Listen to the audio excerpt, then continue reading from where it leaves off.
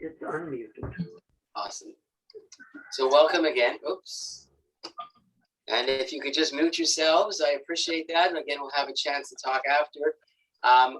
The reason it's 7:30, for those who may not remember, is that there is a general membership meeting of the shul that's happening. And we've been asked to sort of conclude our learning this evening at 8:25 so they can get ready. It's the same Zoom link. So we're going to begin, and again, I'm glad that everyone's here. Let me begin by acknowledging very generous sponsorship for tonight's Shiur.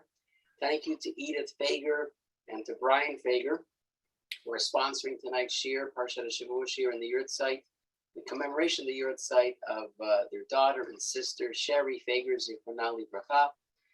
May her neshama be elevated, and I certainly want to wish Edith and Brian, his children, may they be blessed with long life and good health. I'm not sure they're on the Shiur right now, but our good wishes certainly extend to them no matter where they are. Hanukkah Sameach, Hanukkah everybody tonight.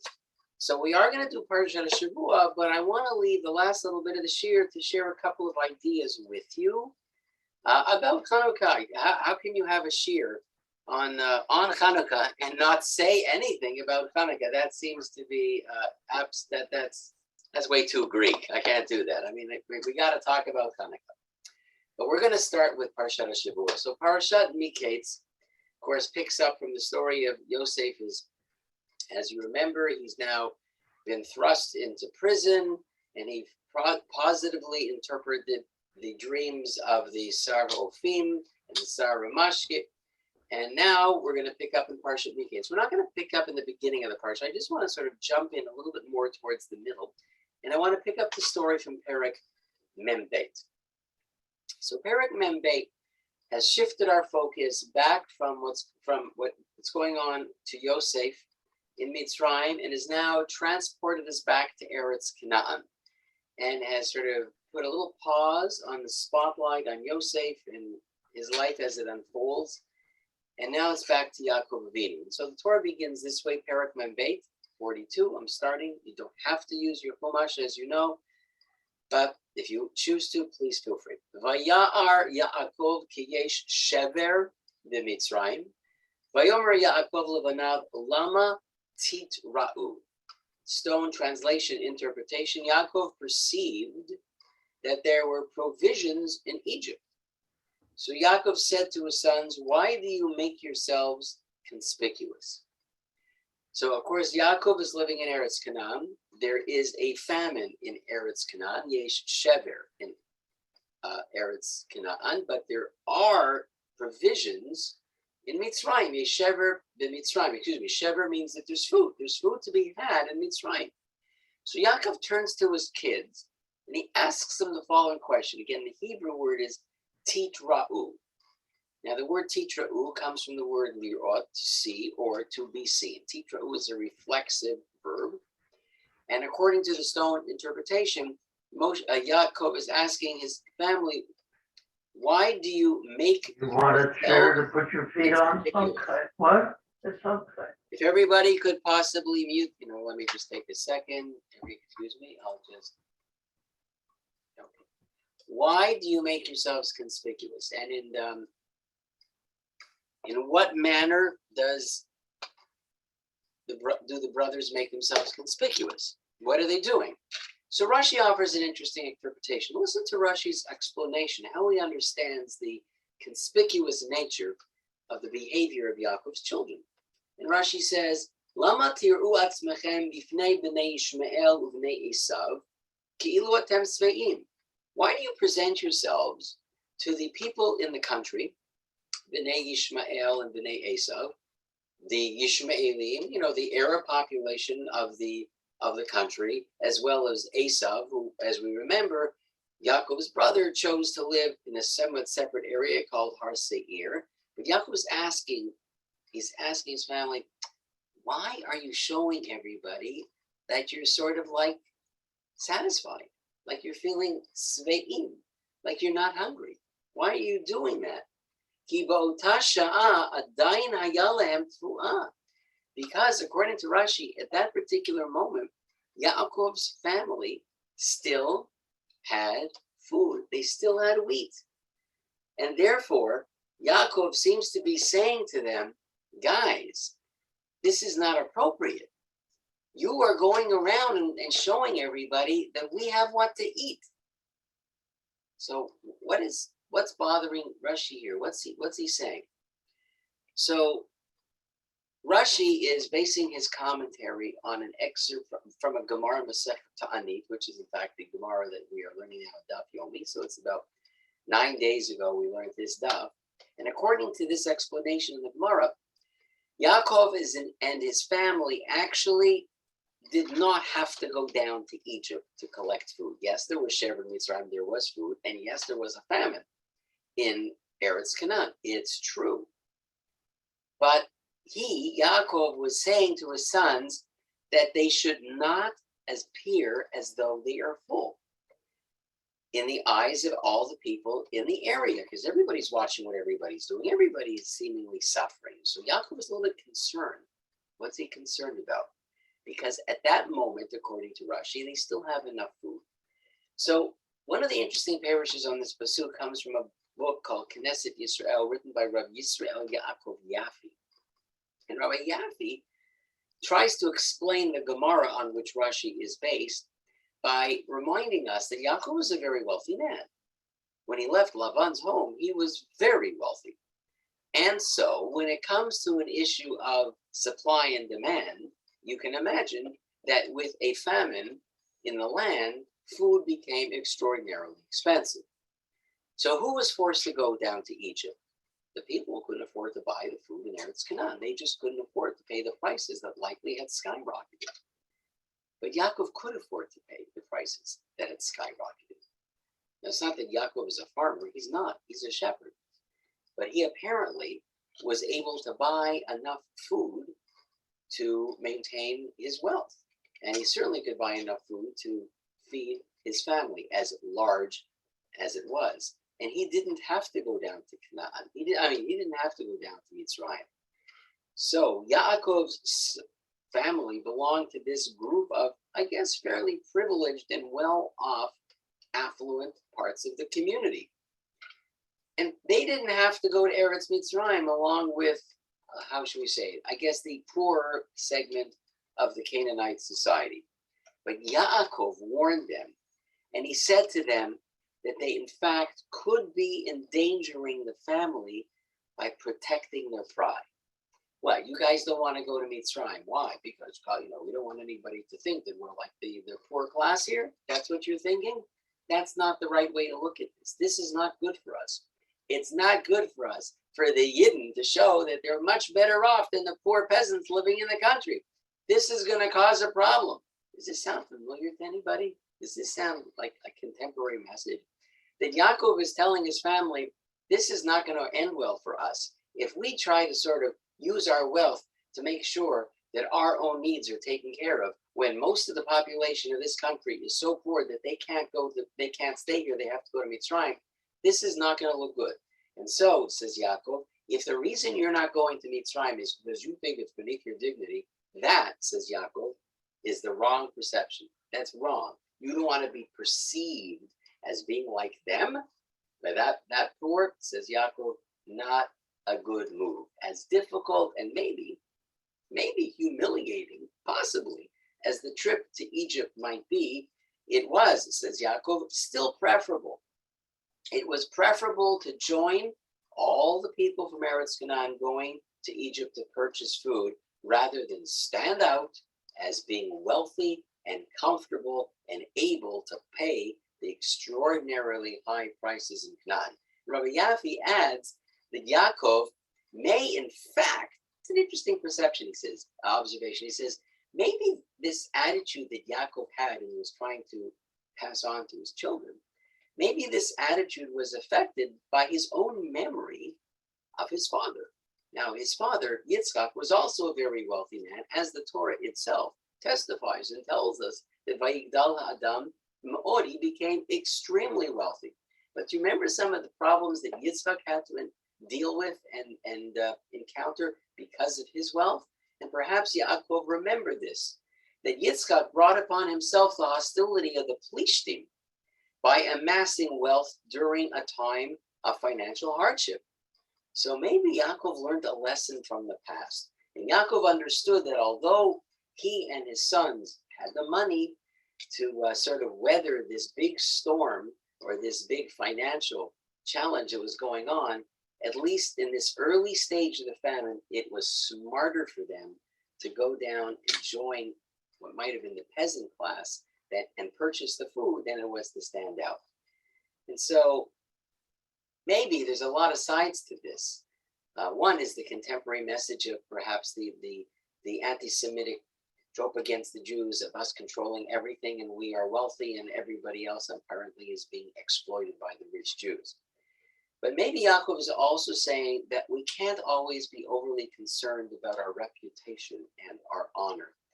And that may be vain and it may be self-defeating and possibly even potentially dangerous. If we determine our course of action based on the norms of our self-perceived class and what we think we should be doing because of what we deserve because of who we are, then we may end up wasting valuable resources and also arousing the animosity of the people around us. So maybe sometimes, in quotations, it may be preferable to go to Egypt and to compromise some elements of our own comfort and prestige. It's an interesting perspective from Rabbi Yaffe about this part of the parak. And again, that's called Knesset Yisrael. You can find that online if everybody's interested. HebrewBooks.org is an amazing resource. I don't have all of these books, but often I refer to them through HebrewBooks.org, where you can actually find the primary sources. So continue in Parak Membet. Going on a little bit further is the story of how the brothers, of course, arrived in Egypt. And the Torah tells us, "Vayaker Yosef et Echav v'heim lo hikimu." Pasuk Chet, this was Pasuk 8, that they arrived and Yosef recognized his brothers, but they did not recognize him. Vayizkor Yosef et hachalomot asher chalam lahem vayomer alehem miraglim atem lirot et ervat haaretz batem. And Yosef recalled the dreams that he had dreamt about them. And so, after recalling the dreams, he turns to his brothers and he says to them in his persona as the Grand Vizier, the second in command, "You are spies." It's an accusation. "To see the land's nakedness have you come." Now, this particular decision on Yosef's part is the subject of so much commentary. Why? Why did Yosef choose to sort of withhold his identity? Why didn't he just say, "Oh my gosh, it's me, Yosef," right away at the very beginning? And there's so many different explanations. One of the interesting explanations, and some of the sort of midrashim point to this, there's something I want you to sort of consider. In one passage in Midrash Rabbah, the Midrash has Yosef telling his brothers this, and I'll say it in English to save time. "I see in my fortune-telling goblet," of course, he's now speaking as the Egyptian. "I see in my fortune-telling goblet that two of you destroyed the large metropolis of Shechem, and then you sold your brother to Arabs." And Yosef pointed to his brother's history of violence, of course, from Shechem to the sale of Yosef as cause for suspicion. Interesting midrash. Now, of course, he's doing this as somebody who has sort of magical powers, because they don't think it's Yosef. They think it's somebody who can somehow speak to demons or some sort of magic.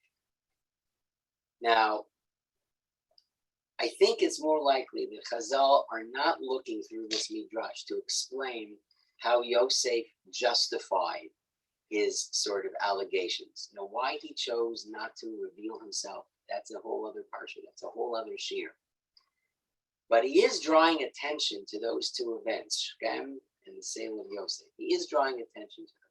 The assault on the whole city of Shechem, the wiping, the massacre of all the males in Shechem, and his own sale. So As you remember, I hope you remember, when the assault happened, Yaakov was furious with Shimon and Levi, the two who actually did this. They were the ones who girded themselves, took their swords, and massacred the city. But Yaakov never forgave Shimon and Levi.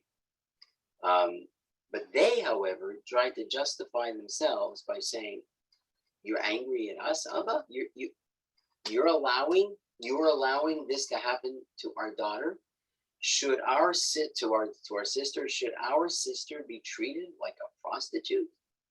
This is how they justify their actions. But Yosef is very clever.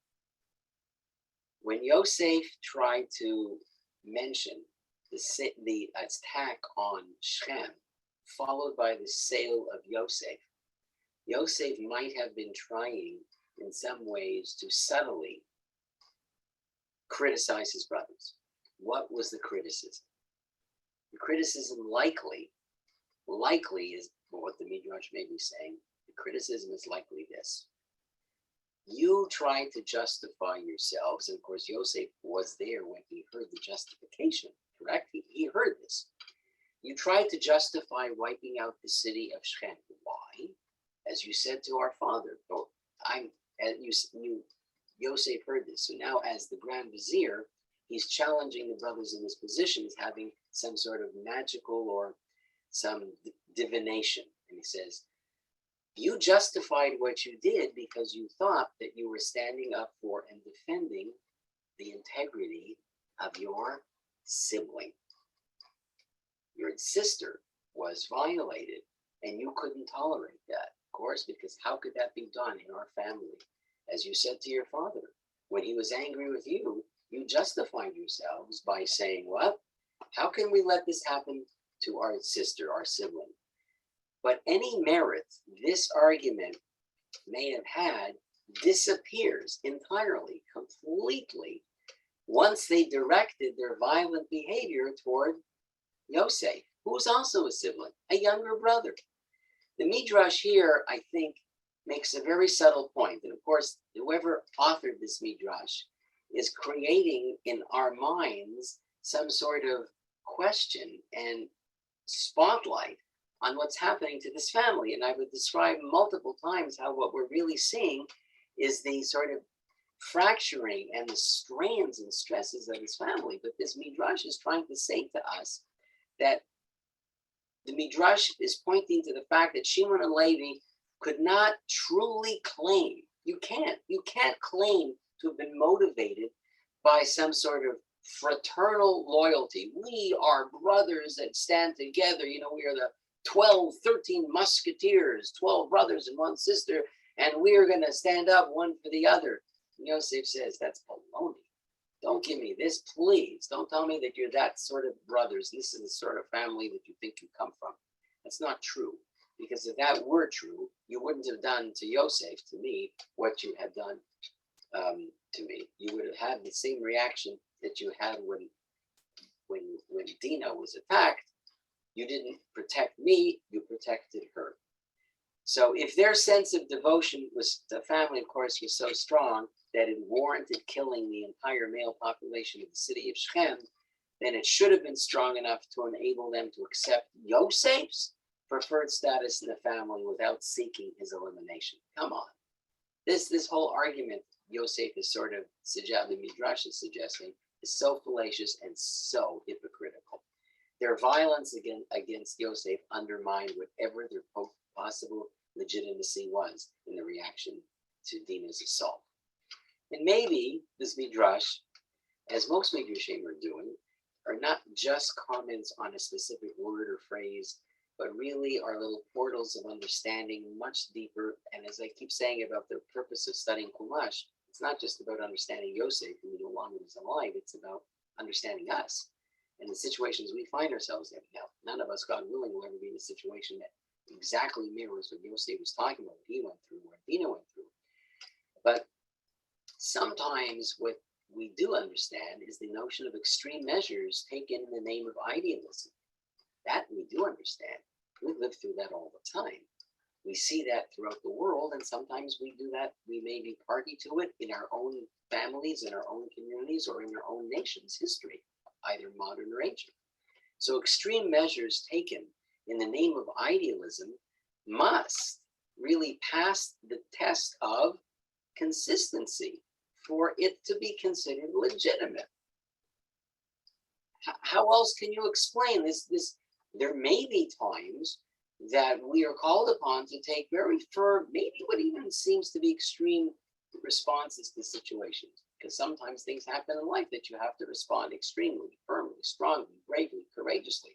But if you're going to do so, at least you have to do so with some element of consistency. You can't claim to be driven by sincere altruistic motives if you don't display the same passion, the same commitment to the ideal in question under other circumstances as well. And so Chazal, who authored this midrash, are criticizing the brothers for what? For bending the rules for the sake of their sister, and then bending them again to turn against their own brother. If we are passionately committed to Dina, then we also must be passionately committed to Yosef. And we cannot invoke idealistic claims to justify extreme behavior unless we're prepared to make the sacrifices in all situations. So it's an interesting midrash, which, as you can see, our chachamim are not afraid of calling a spade a spade. And our rabbinic tradition is so brave and so courageous and calls it like it is. So Shimon and Levi, the Shvatim, Shimon and Levi. If you're going to be Shvatim, you have to be Shvatim with consistent, passionate, committed, dedicated ideals. And there may be some who can object to what I'm sharing because some see the Shvatim as the progenitors of the entire Jewish people. So how dare we, as a we, besmirch their reputation? But as I said, I'm not making this up. I would not have the chutzpah to say this about the Shvatim. What I'm doing is simply sharing what our Chachamim, Zichronam Livracha, had the courage to say. And why do they have the courage to say it? I think because they're really looking to create lessons that go way beyond any one story. So continuing still in this parak, and this is a fascinating part of the story, this part of the charade, the facade, whatever word we want to use. So as you can recall, Yosef masterminds a plot.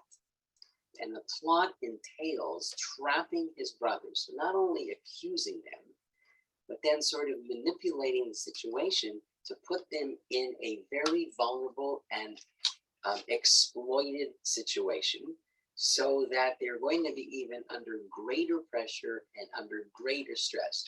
In fact, some of them are forcing to try to explain Yosef's behavior, as I mentioned before, try to explain that the reason that Yosef manipulated all of this was actually to determine whether or not the family had changed in the over 20 years of his absence in the family.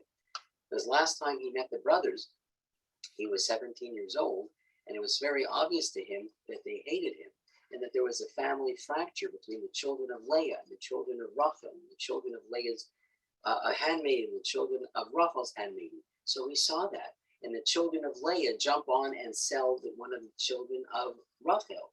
So has this fracture ever healed? And so one of the things that Yosef tries to do is to sort of create this sort of laboratory experiment. Let's create a situation in where the brothers now are going to be put into a very tightly and very focused, manipulated circumstance, and watch their reaction. Will they again jump on the child of Rachel, or will they now stand and support that child of Rachel? Last time they jumped and tried to kill Yosef. And now, of course, Yosef is manipulating a whole situation, trying to sort of see the reaction of the family to his only blood brother, which is Binyamin. But as you know, Binyamin is not with him at this stage. He was left behind in Eretz Canaan, and Yaakov did not want to send him there. So as this is unfolding, and as they get trapped for the first time, and were somehow caught red-handed trying to take money that didn't belong to them. They get caught, and so the following is happening. Now I'm reading verse 19.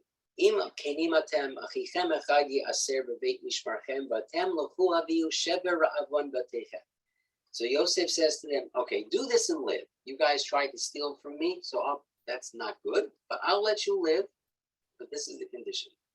If you are truthful people, let one of your brothers be imprisoned in your place of confinement while you go and bring provisions for the hunger of your household. Okay, one of you is going to stay in prison here. The rest of you are going to go all the way back there. It's Canaan. You'll take the food back, feed your family. But then bring your youngest brother to me so your words will be verified and you will not die. And they did that. So they're talking now to each other. They're talking to each other. What do they say? They say this. We are guilty concerning our brother inasmuch as we saw his heartfelt anguish when he pleaded with us and we paid no heed. That is why this anguish has come upon us. So Yosef is standing there and the brothers are talking to each other in what they think is a foreign language, not knowing Yosef understands them. And listen to what they're telling. This sort of fills in the scene that we didn't hear for the first time when we were reading Parshat Vayeshev. They're all sitting there. They threw Yosef in the pit, right? So what's Yosef doing? He's screaming. This is what they're telling. He was screaming, pleading for his life. Save me, guys, please save me. Don't let me die in this pit. Don't let me die here. Save me, save me. And they're saying one to each other, we're getting paid back. We're getting paid back by God for not listening. His heartfelt anguish when he pleaded with us and we paid no heed. We didn't listen. And then Reuven gets up and he says the following, Vayan Reuven otam lemor. Halo amarti alechem lemor, al techadu vayeled v'lo shmatem, begam damo inei nidrash. Did I not speak to you saying, do not sin against the boy, but you would not listen.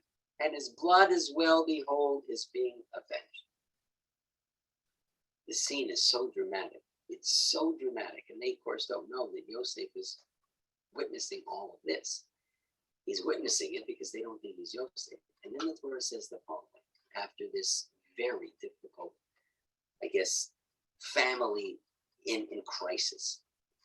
So the Torah tells us, Ve'hem lo yadu ki shomea Yosef. Of course, they didn't know that Yosef is listening and understands. And then Pasuk 24, Chaf Dalet, Vayisov me alehem vayef, vayashav alehem, vaydaber alehem.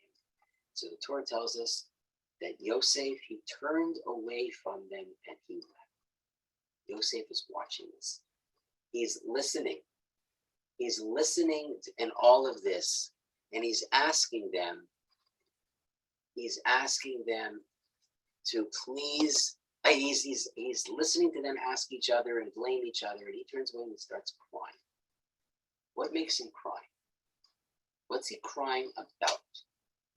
So it's not clear. We may say, well, he's crying because he's watching his brothers and thinking what happened to him, perhaps.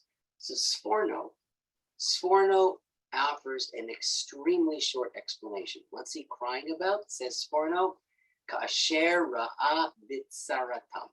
Sforno says he turned around and he started crying when he observed them in distress. So it wasn't that they were remorseful. It wasn't, according to Sforno, that they said, oh my God, they were pleading with us and Yosef was pleading with us and we ignored him. That would be remorse. But his distress was not at their remorse, but rather, says Sforno, his upset, Yosef's upset, his crying was because of the anguish and torment which he was watching. They were feeling tormented, and that made him cry. Now, that's an interesting sort of comment. Why? Because he was causing the torment. He was manipulating the situation. Their reaction is precisely because of what he's doing. He's causing this. He didn't reveal himself. He's trying to put the screws to them. He's tightening and tightening and tightening. What are you going to say or bring Binyamin? And they said, oh my God, they're pulling their hair out. This is because of what we did. We shouldn't have done this. And Reuben is saying, yes, I told you we shouldn't have done this. He was screaming and we should have listened, not done it. And Yosef starts crying. And he's crying. Why? because of their torment. So stop the torment. Just tell everybody, hey, it's me, I'm alive. What's Sforno saying here? I think Sforno's saying something really, in my opinion, he's saying something profound. And again, I keep coming back to this. I hope I'm not sounding like a broken record. But it's a very profound statement that's not just about Yosef. Clearly not about Yosef. What's he saying?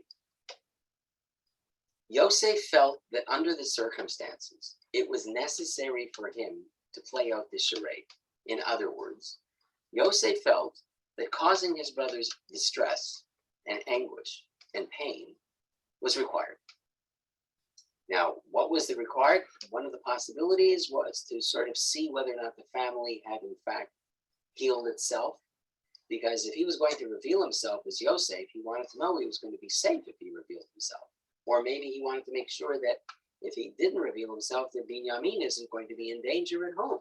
So maybe he's playing it out for that reason. One of the other reports was saying, no, he's playing this out because he had this prophetic vision of everybody bowing down to him. And he knew that. He understood that as being a prophecy. He understood that that was not a dream. It was not narishkeit. It was a moment of prophecy. And that he felt that this prophecy could not be denied, and he had a role to play to sort of bring it to its proper fruition. And the way to bring it to its proper fruition and realization was to have a hand in manipulating the situation that would end up with them bowing down, as was prophetically seen by him. That was the message from God. So if that, and don't forget, his father was Yaakov. So I'm sure that Yaakov taught the boys, you know what, when I was running away from home, I also had a dream. The Sulam Mutzav Arza. So Yosef grew up with a father who understood the dreams were not narishkeit. So if dreams are not narishkeit, it's clear that he understood that his dream may also not be narishkeit. At this point, he's older, he's wiser. At 17, he may not have got it, but he gets it now. He gets it now because he had his own dreams. And the baker and the butler and Paro, they all had dreams. So for sure he gets that dreams have some meaningful interpretation. So now because of that, maybe he felt he had to manipulate it, possibly. So therefore, I think Sforno was trying to say the following message. There are times where we may need in our lives to cause distress to people. It's true. And I've been blessed to be a parent, to be a grandparent, and I'm working in Jewish education. So sometimes in the realm of all of those things, parenting, grandparenting, educating, in those realms, it's sometimes necessary to do things, say things that may upset people. It may upset the children. It may even upset the parents. It may upset grandchildren. Sometimes you're forced to do something that may in fact cause distress.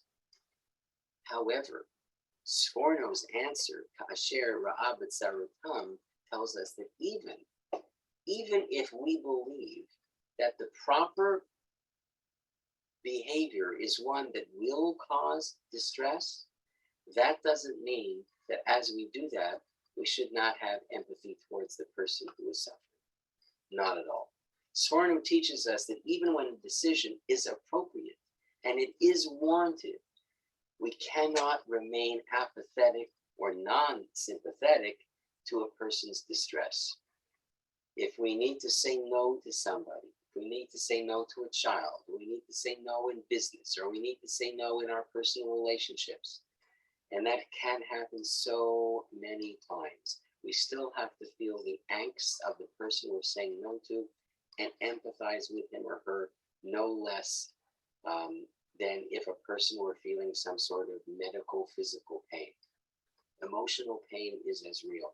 And, you know, building on something I said a minute ago, my experience in education, that sometimes it is necessary to cause distress. And I take issue, and I hope I'm not offending anybody who's on this call, who's joining us tonight, but I have heard more than once in my experience as an educator when talking to parents who tell me that they love their children. Of course, that's obvious.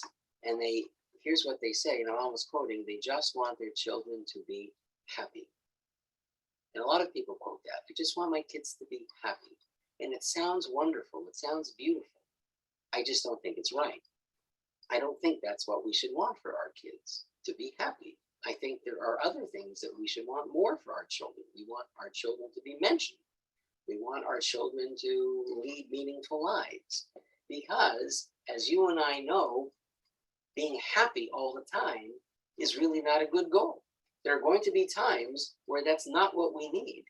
So if you've ever been in a situation where somebody did a performance review and they said something to you that stung, but it might have been the impetus to improve. So you're not feeling happy. But if the person talking to you simply said, "You're the best I've ever seen," and that wasn't true, you would be happy. Well, would that be the right thing? No. So there are moments in the lives of children for sure, but even in our adult lives, where being happy is a misplaced goal. And so I think what the Sforno, for me at least, is leading me to understand that yes, sometimes in the configuration of our relationships, whatever they may be, both personal and professional or familial, sometimes it is necessary for us to create feelings of distress in other people. And when that happens, the Sforno's point is you still have to maintain a sense of care and compassion and empathy, and you are forbidden from being apathetic. Yosef could certainly have claimed an apathetic attitude and said, "I'm justified in my apathy because look what they tried to do to me." But Sforno takes us in a completely different direction. Still saying in Perek Membe 42, as you can see, this is quite a Perek, and certainly worth reading and reading more than once.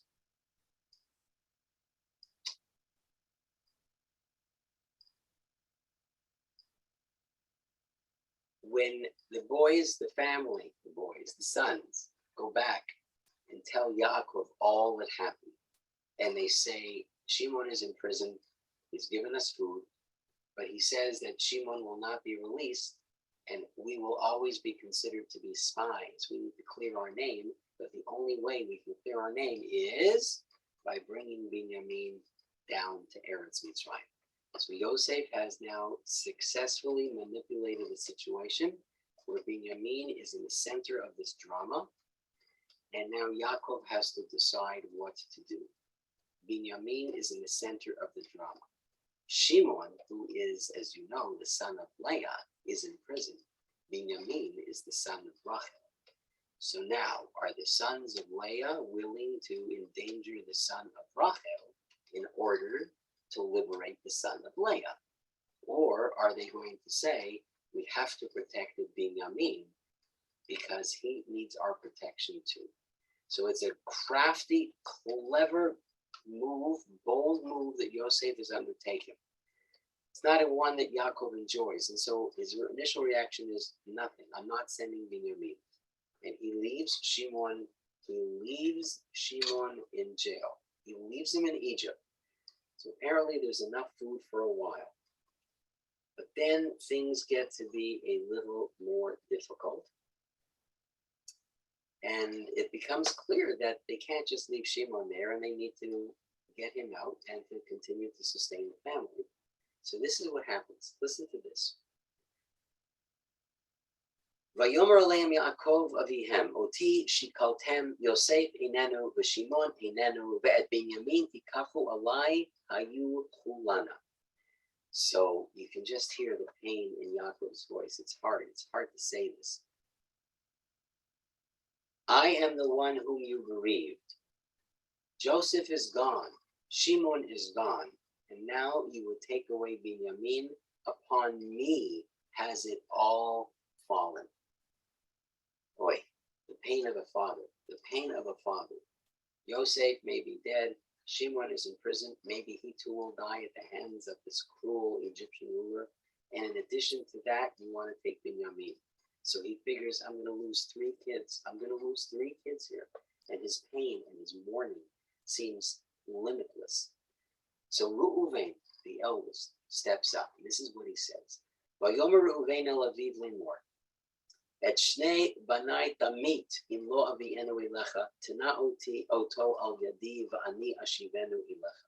So Reuven undertakes to try to convince Yaakov to say yes, to take Binyamin, in order to save Shimon and to bring them both back.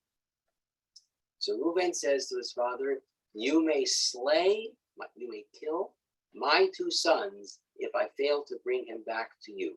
Put him in my care, and I will return him to you. Did you hear what Reuben just said? You can kill my 2 sons. Do you think that's going to be an effective argument? Do you really think that Yaakov, after hearing Reuben say this, is going to say, oh, now that you said that, I'm feeling so much better? What? This is a Zadie talking. It's a Saba talking. It's a grandfather talking. And he looks at Reuben and he's wondering what came over his firstborn son. This guy is he a fool? How could he even think that? Of course, Yaakov understandably, adamantly refused. And the Midrash, Rashi quotes this. Why did he attribute his refusal? Why did Yaakov refuse? Because Yaakov said, this is a foolish firstborn. He's a Bechor Shoteh. This guy's nuts. He's lost his mind. He tells me to kill his sons. Are they only his sons and not mine? So you have to wonder, what was Reuben thinking? Did he really mean it? And how would that solve anything? If Yaakov has already just said, woe is unto him, because he's already cheshboning, he's thinking that he might lose 3 kids, Yosef, Shimon, and Binyamin. And so Reuben says, you can kill my 2 sons. How does that help? How does that help? He doesn't want to lose any more kids. Now you're telling to add 2 more to the list? So now it's going to be Yosef, Shimon, Binyamin, and Reuben's 2 kids? Oh, that's great. That's a better suggestion. I'll lose 5 of my family. So what's Reuben thinking? So maybe the pshat, the simplest explanation, is that Reuven is sort of using a colloquialism, meaning he doesn't mean it literally. But he's sort of like saying in English, I'm going to bet my life on this, that I can do this. So people throw those phrases around. I bet my life. I don't think anybody's really betting life, and I don't think anybody who says that is really prepared to forfeit their life, but it's a way of sort of demonstrating the certainty of the position they're taking. And maybe that's what Reuven is doing. But I want you to listen to this other possibility because I think it's very fascinating. And maybe Reuven wasn't really intending the message for Yaakov. Not intending the message for Yaakov. So listen to this possibility. Maybe Reuven was actually talking so that one of his siblings would be listening. And who's the sibling? His younger brother, Yehuda. Maybe Reuven's intention was that somebody who does not properly care for their brother is punished by losing his 2 sons. A subtle, or maybe even not such a subtle knock on Yehuda. And you remember the story of Yosef. Yosef could have been saved if Yehuda had stepped up, but Yehuda didn't step it up. Yehuda sort of could have stopped this whole thing from happening. He could have been the one to put a kibosh on what happened, but he participated in it. It was Yehuda who decided to sell Yosef as a slave, after Reuven was actually the one who tried to rescue him. That's what the Torah tells us that he tried by Yatzileu Yadam. The Torah says that Reuven was the one who attempted to save him. But the Torah also tells us the parak after that of Yehuda's life. And we mentioned a little bit last week that Yehuda had 3 sons, Onan, and Shelah. But and Onan, Yehuda's 2 sons, died. They died. They were married to the same woman. First, Tamar was married to Er died, and then Yehuda gave Tamar to Onan. And he died, and you remember, of course, the story. He should have given Tamar to the 3rd son, Shelah, but he refused to do that. So maybe what Reuven is saying is, this may be the crime. When I said, when Reuven is saying, oh, kill my 2 sons, Reuven wasn't trying to say kill my 2 sons. He was an Abba. He loved his sons. But maybe what he was saying was not for Yaakov's ears. What he was saying was for Yehuda's ears. Yehuda, take a look at your life. And you think that things happen randomly? Well, we know that nothing happens randomly. And maybe it's possible that what happened in your family is connected to the things that happened in our family? When you could have been the one to save Yosef, you came up with an idea to sell Yosef? Who knows whether he's alive or not? Is it possible, Yehuda, that what happened to you in the death of your two sons could possibly be a sign of divine punishment for your lack of leadership and your active role in sort of throwing away or sending our brother into slavery? So possibly Reuben's remark to Yaakov should be understood as maybe another expression of his resentment, as he really filled with this bitterness, hints to Yehuda that his two sons died because of what he did to Yosef. Now, from what the Torah is telling us, to his credit, Yehuda said nothing. He did not respond to Reuben. He remained silent until the situation in Eretz Canaan became way, way, way too desperate. And then he really did step it up, and he assumed the leadership role by personally guaranteeing to Yaakov that he would bring Binyamin home safely. And I wonder, and I'm not going to read that part, Yaakov responds to Yehuda and sends Binyamin with Yehuda to go to Eretz Mitzrayim to save Shimon. And why was he willing to send Binyamin to Yehuda? Maybe precisely because Yehuda lost two children. So all the family, he knows what it's like to be a bereaved father. And so Yaakov, as a bereaved father, turns to his son, who's a bereaved father, and says, you understand. And so therefore, I think that you are able to do whatever you can to make sure this doesn't happen again. You know what it feels like. So you can be the one. I'm willing to trust you in this task. It's an interesting take on the story. There's so much more to talk about in this Parsha, but I'm not going to. As I said, I'm going to try and finish at 8:25 as I was requested. So I now want to just turn attention a little bit to Hanukkah. I want to share two ideas about Hanukkah with you. How can we not talk about Hanukkah? So let's take a look at a couple of ideas here.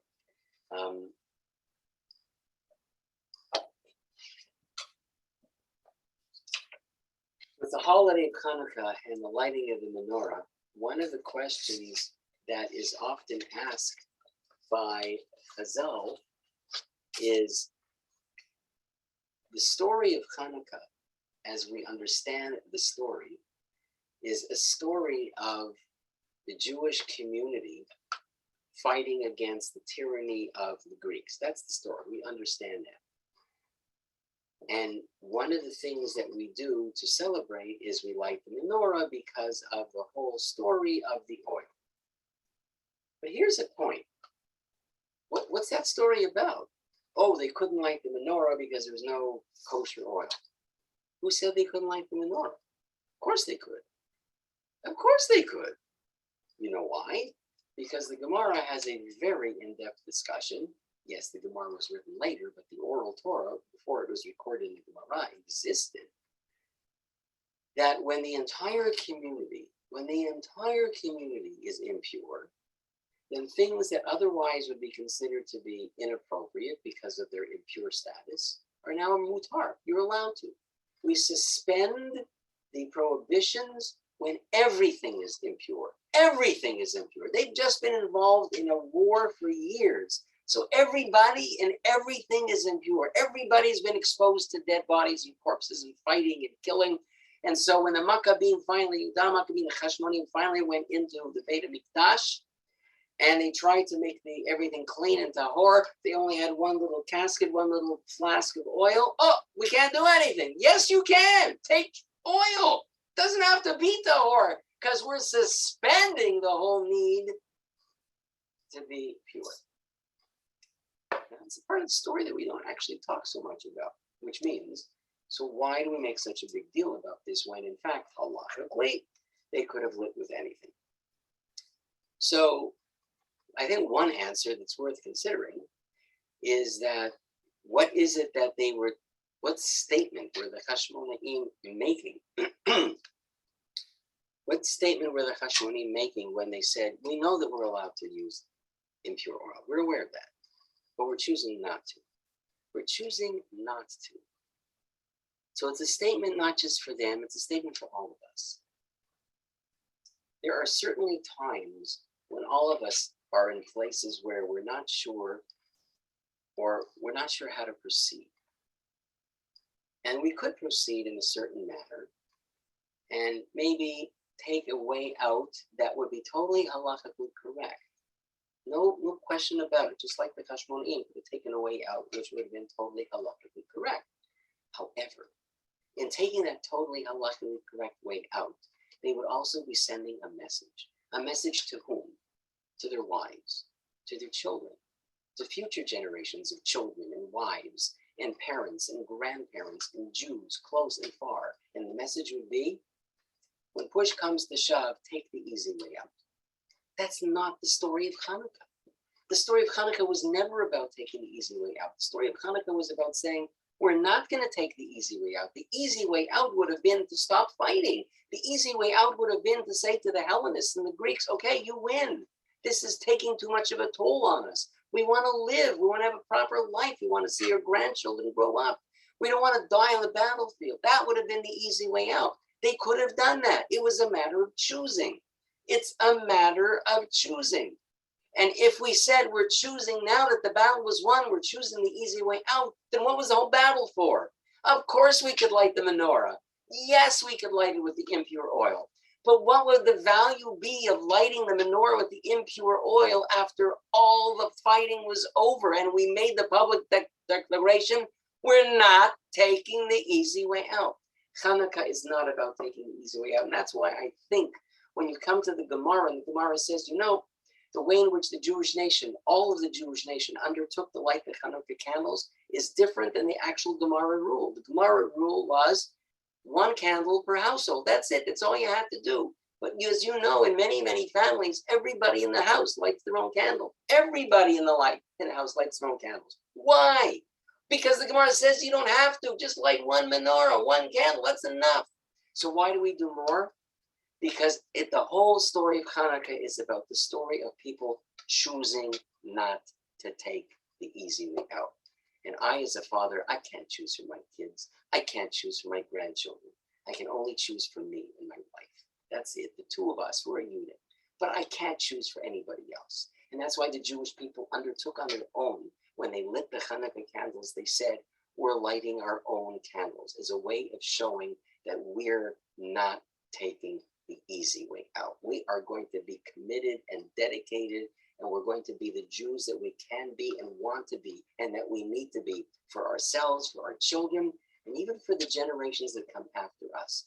So may the lights of our menorahs tonight that everybody lit on this third night of Hanukkah, may it be the light that inspires us to ignite our neshamas, to ignite ourselves, not just the candles and the wicks, to ignite ourselves, to be the best version of who we can be, not just personally, emotionally, but Jewishly, religiously, in our relationships to Hashem and to each other. And if we become the best versions of ourselves we can be, if we ignite that, who knows what else we can ignite? And maybe we can ignite the light of the Mashiach who should come, Rabbi, amen, amen. I want to wish everybody here a Chag Chanukah Sameach. May you enjoy the rest of your Yom Tov. I apologize. I'm not going to have an opportunity to have more conversation. I am mindful of the time, and I believe that in a minute or so that this particular Zoom line will be used for our meeting, our Shiur membership meeting. So those of you who wish to join the meeting certainly are welcome to do so. So I hope to see you next Tuesday night at 8 o'clock. 8 o'clock, not at 7:30. And again, I wish each and every one of you Chanukah Sameach. Bye, everyone. Bye-bye. Chanukah Sameach. Thank you, Rabbi. Sameach. Thank you. Beautifully done. Thank you, If I Saul. only knew. Thank you, Rabbi. Thank you, everybody. Your presence means a lot to me. Your participation means a lot. Thank you so much. Thank you so much.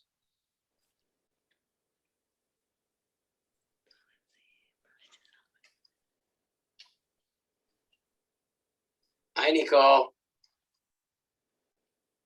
Hi, Nicole. The Can you Shiur is over.